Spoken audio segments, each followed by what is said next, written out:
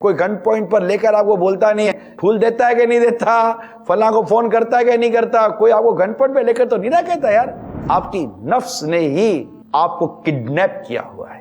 توڑ دو اس پنجرے کو، نکالو نفس ہمارا کہ کیسے باہر، اور لگا دو نعرہ ہم ویلنٹائن ڈے نہیں منائیں گے، نہیں منائیں گے، نہیں منائیں گے۔ یہ ہمارا اسلامی تہوار نہیں ہے، بلکہ اس تہوار کے ذریعے بے حیائیوں کا دروازہ نہیں کھلا، بے حیائیوں کا پھاٹک کھلا ہے۔ اجنبی مرد، اجنبی عورتیں، لڑکیاں ایک دوسرے کے ساتھ گلے ملتی ہیں، استغفر اللہ استغفر۔ اے مسلمانوں، تمہاری غیرت کو کیا ہو گیا ہے یار، تمہاری غیرت کو کیا ہو گیا؟ تمہاری بچیاں اجنبی لڑکوں کے ساتھ گلے ملیں گی؟ یعنی اجنبی مردوں سے پردہ ضروری تھا، بلکہ ہے پردہ گیا،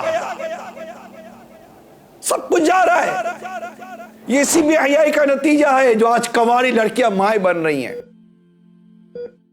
بے پردگی کرنے والی ہو، بے پردگی ختم کر دو۔ اجنبی مرد، اجنبی عورت کے مابین جو ناجائز محبت کا تعلق قائم ہوتا ہے، girl friend boy friend type بہت ساری چیزیں ہوتی ہیں، اور آپس میں جو تحائف کا تبادلہ ہوتا ہے، فقہائے کرام فرماتے ہیں یہ رشوت کے حکم میں داخل ہے، اس لیے ناجائز و حرام ہے۔ اگر کسی نے یہ تحائف لیے ہیں تو اس پر توبہ کے ساتھ ساتھ یہ تحائف واپس کرنا بھی لازم ہے۔